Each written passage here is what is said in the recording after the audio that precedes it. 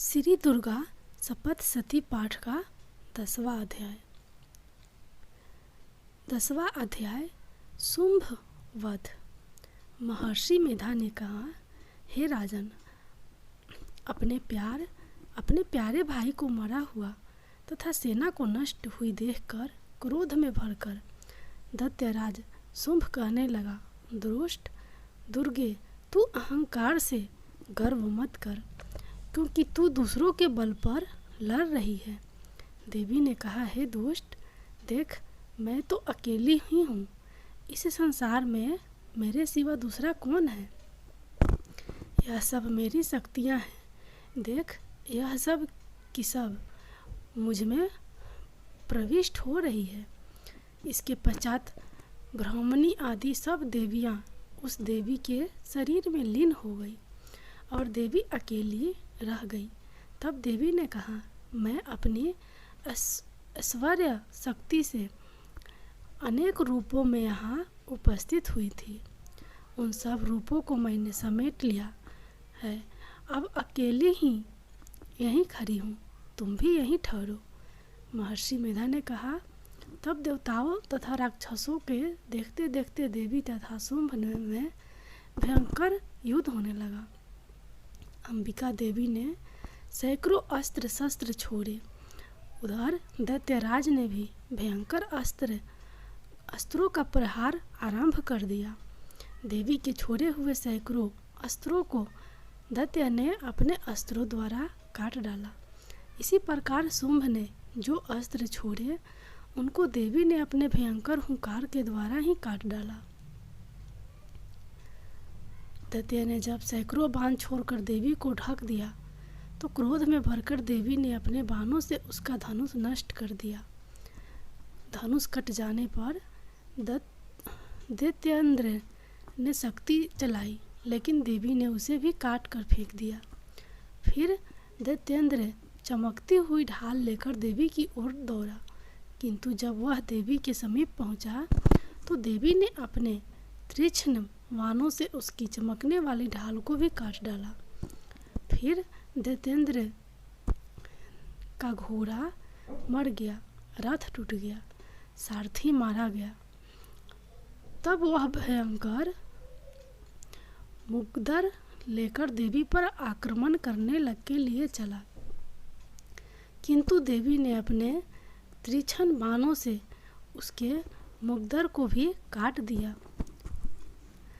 इस पर दैत्य ने क्रोध में भरकर देवी की छाती में बड़े जोर से एक मुक्का मारा।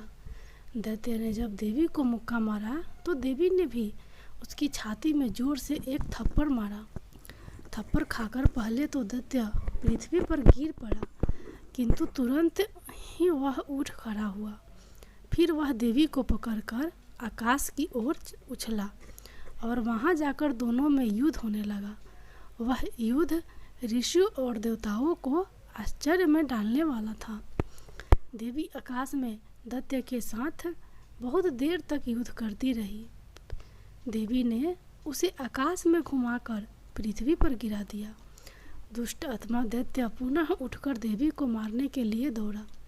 तब उसको अपनी ओर आता हुआ देखकर देवी ने उसकी छाती विदीर्ण करके उसको पृथ्वी पर पटक दिया। देवी के त्रिशूल से घायल होने पर उस दैत्य के प्राण पेखरू उड़ गए और उसके मरने पर समुद्र, द्वीप, पर्वत और पृथ्वी सब कांपने लग गए। तदंतर उस दुष्ट आत्मा के मरने से संपूर्ण जगत प्रसन्न व स्वस्थ हो गया तथा आकाश निर्मल हो गया। पहले जो उत्पात सूचक मेघ और उत्कापात होते थे वह सब शांत हो गए। उसके मारे जाने पर नदियाँ अपने ठीक मार्ग से बहने लगी। संपूर्ण देवताओं का हृदय हर्ष से भर गया और गंधर्वियाँ सुंदर गाना गाने लगी। गंधर्व बाजे बजाने लगे और अप्सराएं नाचने लगी। पवित्र वायु बहने लगी। सूर्य की क्रांति स्वच्छ हो गई।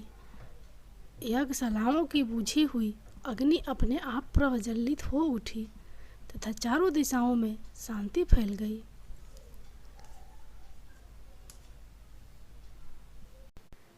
दुर्गा सप्तशती का 11वां अध्याय।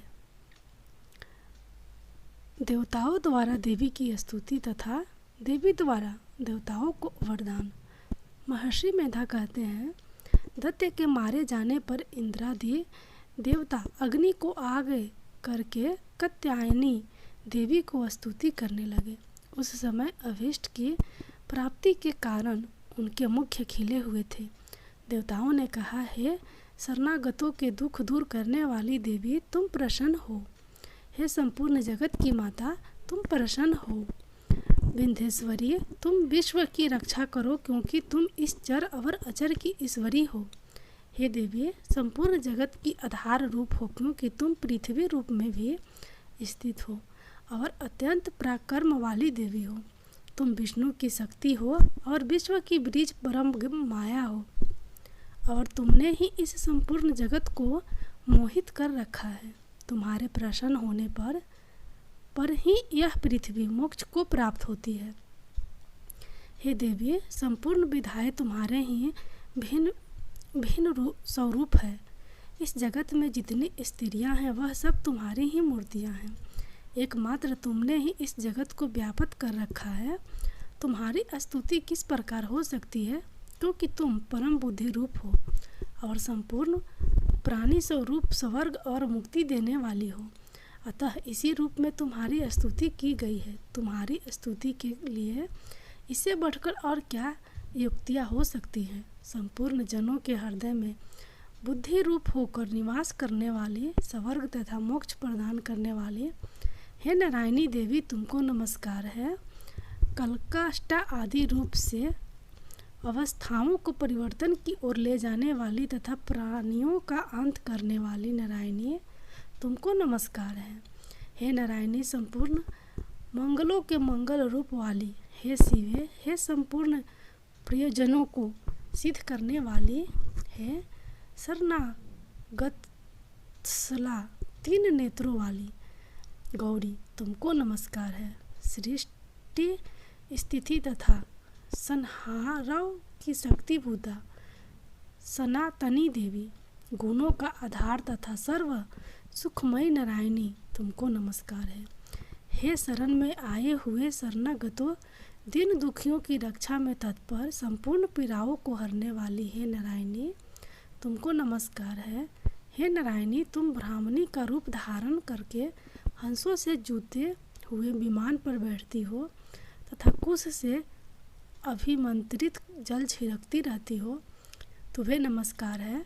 महेश्वरी रूप से त्रिशूल, चंद्रमा और सर्पों को धारण करने वाली, हे महावृष वाहन वाली नारायणी, तुम्हें नमस्कार है।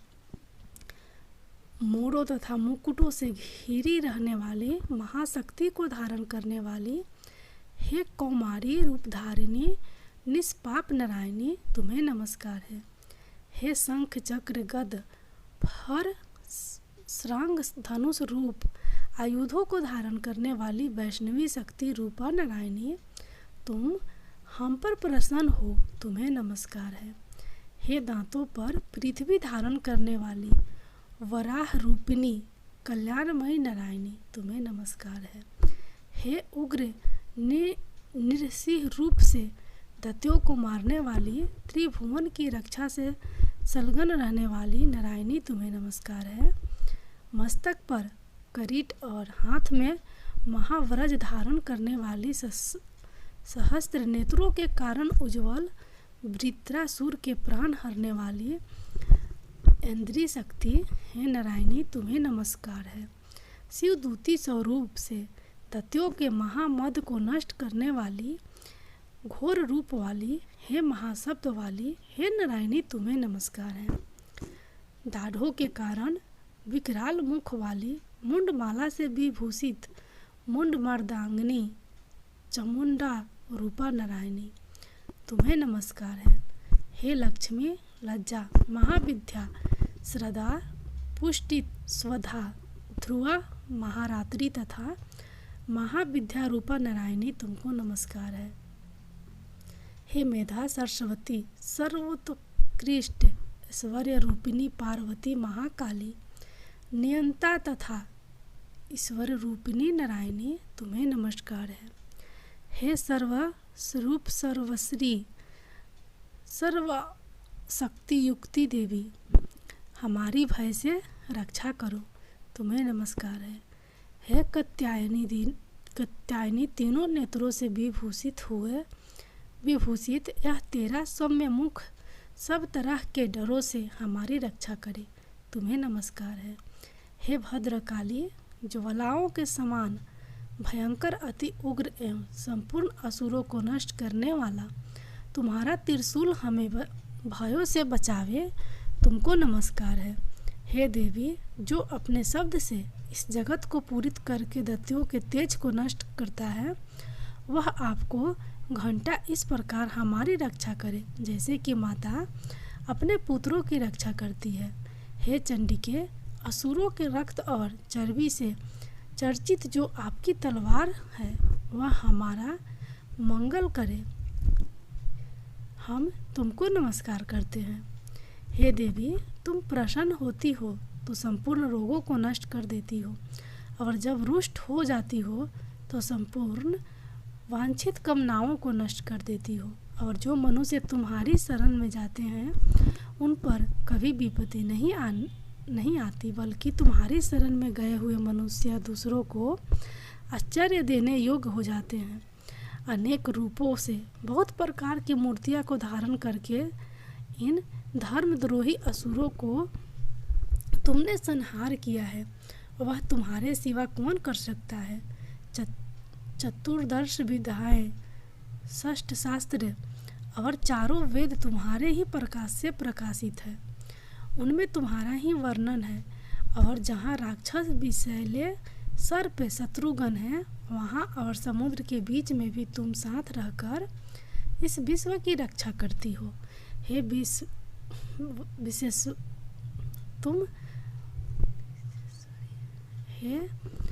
विश्वेश्वरी, तुम विश्व का पालन करने वाली विश्वरूपा हो, इसलिए संपूर्ण जगत को धारण करती हो, इसलिए ब्रह्मा विष्णु महेश की भी वंदनीय हो।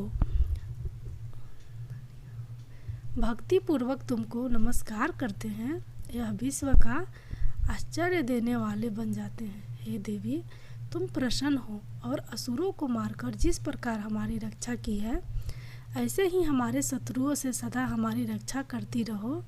संपूर्ण जगत के पाप नष्ट कर दो और पापों तथा उनके फल स्वरूप होने वाली महामारी आदि बड़े बड़े उपद्रवों को शीघ्र ही दूर कर दो। विश्व की पीड़ा को हरने वाली देवी, शरण में पड़े हुओं पर प्रसन्न हो। त्रिलोक निवासियों की पूजनीय परमेश्वरी, हम लोगों को वरदान दो। देवी ने कहा, हे देवताओं, मैं तुमको वर देने के तैयार हूँ, आपकी जैसा इच्छा हो वैसा वर मांग लो। मैं तुमको देवी देवताओं ने कहा है, सर्वेश्वरी त्रिलोकी के निवासियों को समस्त पीड़ाओं को तुम इसी प्रकार हरती रहो और हमारे शत्रुओं का इसी प्रकार नष्ट करती रहो। देवी ने कहा, वस्त मनवंतर के 28वें युग में 2 और महाअसुर शुंभ और निशुंभ उत्पन्न होंगे। उस समय में नंद गोप के घर से यशोदा के गर्भ से उत्पन्न होकर विंध्याचल पर्वत पर शुंभ और निशुंभ का संहार करूंगी। फिर अत्यंत भयंकर रूप से पृथ्वी पर अवतीर्ण होकर मैं वे प्रचित नामक दानवों का नाश करूंगी। उन भयंकर महाअसुरों को भस्म करते समय मेरे दांत अनार पुष्प के समान लाल होंगे। इसके पश्चात स्वर्ग में देवता और पृथ्वी पर मनुष्य मेरी स्तुति करते हुए मुझे रक्तनिका कहेंगे, दनिकता कहेंगे। फिर जब 100 वर्षों तक वर्षा न होगी तो मैं ऋषियों के स्तुति करने पर आयोनिज नाम से प्रकट होंगी और अपने 100 नेत्रों से ऋषियों की ओर देखूंगी। अतः मनुष्य शताक्षी नाम से मेरा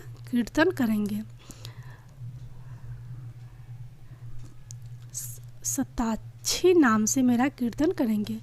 उसी समय में अपने शरीर से उत्पन्न हुए प्राणों की रक्षा करने वाले शकों द्वारा सब प्राणियों का पालन करूंगी और तब इस पृथ्वी पर शकम्भरी के नाम से विख्यात होंगी। और इसी अवतार में मैं दुर्ग नामक असुर का वध करूंगी और इससे मैं दुर्गा देवी के नाम से प्रसिद्ध होंगी। इसके पश्चात जब मैं भयानक रूप धारण करके हिमालय निवासी ऋषियों महर्षियों की रक्षा करूंगी, तब भीमा देवी के नाम से मेरी ख्याति होगी। लोगों को पीड़ित करेगा। तब मैं असंख्य भ्रमों का रूप धारण करके उस महादैत्य का वध करूंगी। तब स्वर्ग में देवता और मृत्यु लोक में मनुष्य मेरी स्तुति करते हुए मुझे भ्रामरी नाम से पुकारेंगे। इस प्रकार जब सब पृथ्वी राक्षसों से पीड़ित होंगी, तब मैं अवतरित होकर शत्रुओं का नाश करूंगी।